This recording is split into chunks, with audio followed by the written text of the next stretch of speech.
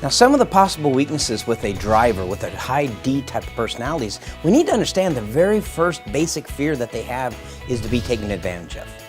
So they can come across sometimes very argumentative.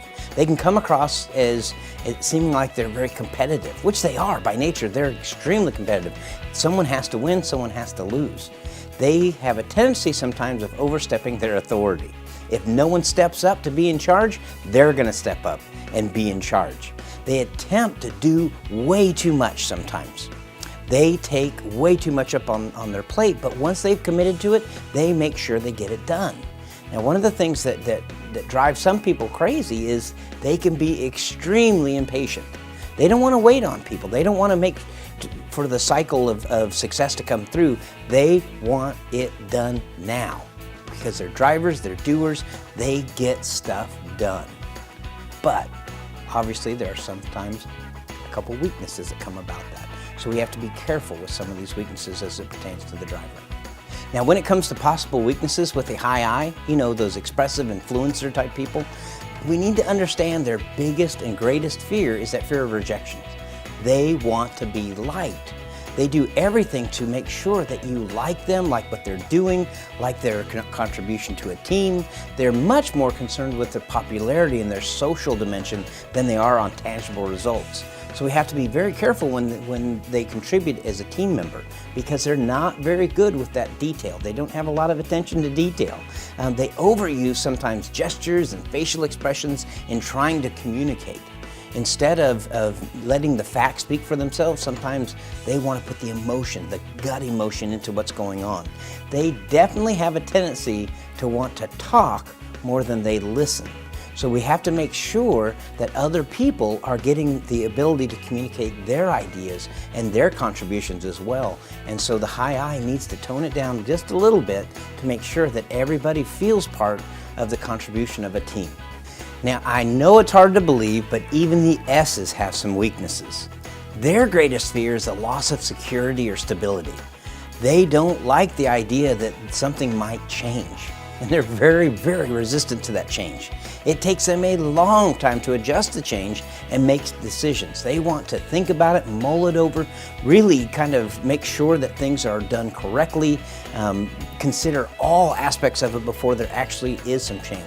Now, they can be extremely sensitive to criticism because much like the I's, they want to be liked, but more importantly by the S's, they want to be appreciated. And so they have a harder time when it comes to communicating their emotions. They're going to keep them inside most of the time. And unfortunately, they have a tendency of holding grudges because it takes a while for them to actually get to the point where they don't like people. So if someone does them wrong, they're going to take a little bit longer to get over the grudge. One of the biggest challenges that an S has is setting priorities and establishing and making sure they do it because they're trying to please everybody. They're trying to do things to support and help. Sometimes they don't get their own stuff done. They don't get their own projects. They don't get their own workflow done. They're too busy focused on everybody else. So the S's, the steady people, they need to make sure that they can focus on the big picture sometimes instead of just the little bit pictures. Now, when it comes to the C's, the high C's, the compliant, those correct people, those data detail-oriented people, they have weaknesses as well. Their biggest and greatest fear is criticism. They don't like to be criticized because the most important thing to them is correctness. And so if they share their feelings, their findings with you, and it's not right, they don't need to be told it's not right. They will beat themselves up. You don't have to tell them you're disappointed. They're incredibly disappointed with themselves. Now, when it comes to possible weaknesses, they need clear-cut boundaries. They need to know the rules because they'll ask you over and over again if you don't make them very clear. They're bound by procedures. They don't go outside the rules. There is no gray area. It's black or white, and they're going to follow one or the other. They need policies and methods to make sure they know what they're doing. Now, the biggest challenge that they have is they get bogged down in the details. They go into the minutia. They go into too much detail and sometimes can get bogged down. They don't like even to verbalize their findings or their feelings. If you ask them how they feel, 9 times out of 10, they won't tell you. You can't drag it out of them. You got to gain their trust to finally get them to share what they're actually feeling inside. They would rather give in than argue anytime. It's much easier for them to say, okay, whatever you want, you do what you want. I don't want to argue with you. They can absolutely be critical. They can be very, very much perfectionist with themselves, and they can put that perfectionist down on you as well. And that can definitely be a weakness because we can't all be perfect. Now, they have this challenge that we call data dumping.